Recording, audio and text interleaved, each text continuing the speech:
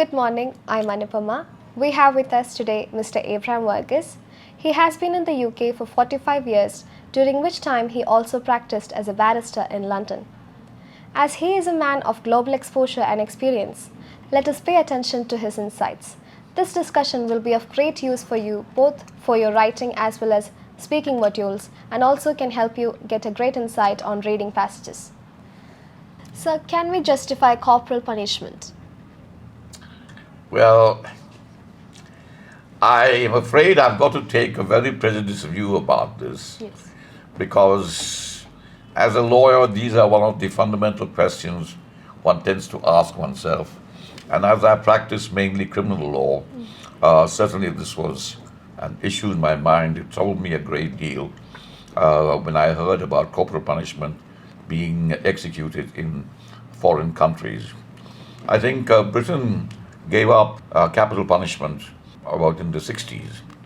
Now, one of the things that certainly hurt me was the finality of capital punishment. It's done, it's over. You cannot get the person back. Are we as human beings deciding the future of another human being with our limited knowledge, with our limited understanding? And even if you have unlimited knowledge, is it not possible that as a human being you might have made a mistake? Yeah. Is it not possible that some crucial piece of evidence is missing? Is it not possible that the person has done it not conscious of what he or she is doing? But drunkenness is no excuse, or being under drugs is no excuse. But who knows in some other circumstances? And if we say, hold it, you have killed this person, you have deprived them of their mother, of their wife, of a woman blooming in society, and you must then face a similar kind of punishment. Well, we don't know why. We think that the facts put before them are absolute because the facts decide the guilt or not guilty verdict made up by the jury. The law is decided by the judge. But then he does put in the facts that he accepts along with the law and gives a verdict. The verdict fundamentally is made up from the jury, okay, where they pronounce guilty or not guilty, but they do so not on the basis of law because they're not lawyers, but on the basis of facts. Now, facts can differ from one perspective to another so easily, yet it can also depend upon the clarity with which those facts are put. You might have a highly intelligent lawyer who, under normal circumstances, would successfully put the case across. But what if he is not in that state of mind and he doesn't make a convincing case? Is a life lost? Yes. A loss forever? Yes. That cannot be right. Capital punishment is outdated, it is medieval, it is outrageous. Okay?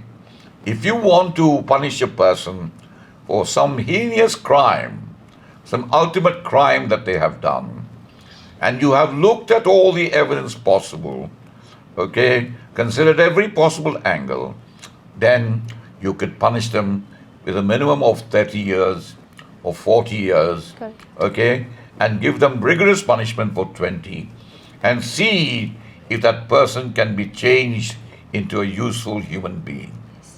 The chances are that you will find them changed. Okay. They undergo a lot of changes in prison. The first few years are very difficult. They get bullied, they get hit, depending upon the kind of crime they're accused of, and for which they've been found guilty. But they also have schemes by which they teach them how to reserve the community, how to get back into the community, how to be positive about what you have learned, what you've experienced, and against the crime that you have done or alleged to have done. And they then can come out and at least spend some time of their life free and maybe returning to their families and being helpful, constructive, and loving. Now, if that person's life was taken away, it's not only the family that is lost out, or his relatives that are lost out, or friends. It's the whole entire society that has lost it out. But there is another factor. Keeping such people in prison for long term is a very expensive business. But the price of keeping society safe is in any way a very expensive business. It's just like having troops around the borders. That is expensive, but necessary, absolutely necessary. So is also law and order. Okay? So I'm afraid I cannot justify, in my humble view, the need for capital punishment when there are suitable alternatives without having to take the life of another person for which really we have no right. Okay. And besides that, it is shocking thereafter, for there have been many cases thereafter where people have been executed only to find that some substantial, relevant material was left out by accident. But what has happened? Yes. Gone. My life is lost. There's a finality to it. And it's that finality in particular that I oppose to. Okay. Okay? Okay, sir. Sir, should we welcome any positive changes in the society? Of course, I think very much so. You see, I think history tells us, our experiences tell us, what our parents did is not necessarily what we think we should do. And so it went back, and so it will go forward also. So, what is it that we are going to bring in? We are bringing in, hopefully, likely, things that will affect our individual lives, be positive in it, and have a society that lifts the standard each time a generation comes. Okay? And I don't think there is quite a finality to it, because if there's anything final with human beings, an ideal state, we have a habit of destroying it. So, accept the changes, accept it as necessary if your own reasoning, if your own capacity and other people do it. Okay? Think about it as your neighbor. Who is your neighbor? Your neighbor is not just the people next door or in your roundabout area. There are those who are affected by the things that you do and don't do. They can be anywhere, but the things that you do and don't do can have an effect on them. All right? So you have a duty, you have a responsibility, not only towards yourself, but also to society. And when you become aware of that, these changes really bring about a positive position in society and a great demand for looking forward to the future. Okay. Thank you, sir. You're welcome. I hope you all will make use of this video for all your modules in your IELTS examination. Thank you.